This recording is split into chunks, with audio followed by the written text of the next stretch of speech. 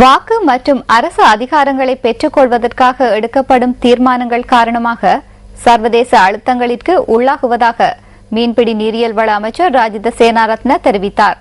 அலுத்கம மொரகல்ல பகுதியில் நடைபெற்ற நிகழ்வின் போதே அவர் இதனை தெரிவித்தார்.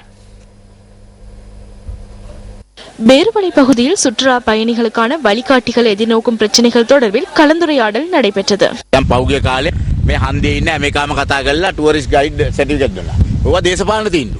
கடந்த காலங்களில் சந்தையில் நிற்பவர்களுக்கு சுற்றுலா பிரயாணிகளுக்கு வழிகாட்டும் சான்றிதழ் வழங்கப்பட்டது. இவை காரணமாக நாடு அழிவடைந்துள்ளது. வாக்குகளை பெறுவதற்காக அரசியல் ரீதியாக எடுக்கப்படும் தீர்மானங்களால் நாடு தற்போது அழிவு பாதை நோக்கி செல்கின்றது. இதனை நான் வெளிப்படையாக சொல்வேன். ஏனைய நாடுகள் அனைத்தும் முன்னோக்கி சென்று கொண்டிருக்கின்றது. நாங்கள் இன்னமும் உறவினர்களை முன்னேற்றுகின்றோம். தற்போது ஐநாவிற்கு பதிலளிக்கும் நிலையில் உள்ளோம். சுற்றுலாத்துறையை பாதுகாப்பதன் மூலமாக எமது தொழில்களை பாதுகாத்துக் கொள்ள முடியும்.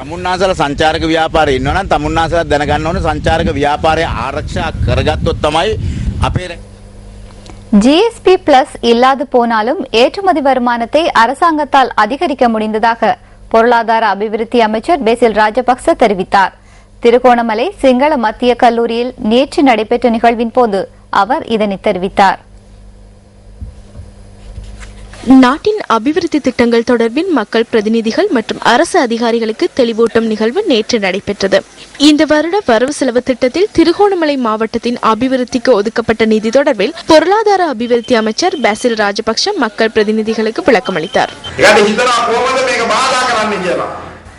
எவ்வாறு இடையூறு செய்வது என்பது தொடர்பில் அவர்கள் சிந்திக்கின்றனர். எங்களை அடித்துக் கொள்ளும் நிலைக்கு இட்டுச் செல்வது தொடர்பில் அவர்கள் சிந்திக்கின்றனர்.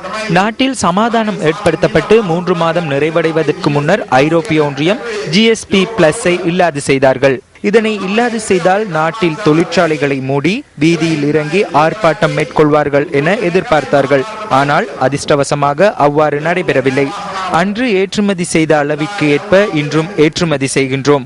1 மாதத்திற்கு சுமார் 1000 மில்லியனுக்கு ஏற்றுமதி செய்யும் நிலைக்கு வந்துள்ளோம். அன்று வடக்கிற்கு விமானத்தில் பயணம் செய்தோம். ஆனால் இன்று ரயிலில் பளை வரை பயணம் செய்யக்கூடிய நிலை உருவாகியுள்ளது. இன்னும் 2 மாதத்தில் யாழ்ப்பாணத்திற்கு ரயிலில் பயணிக்க முடியும்.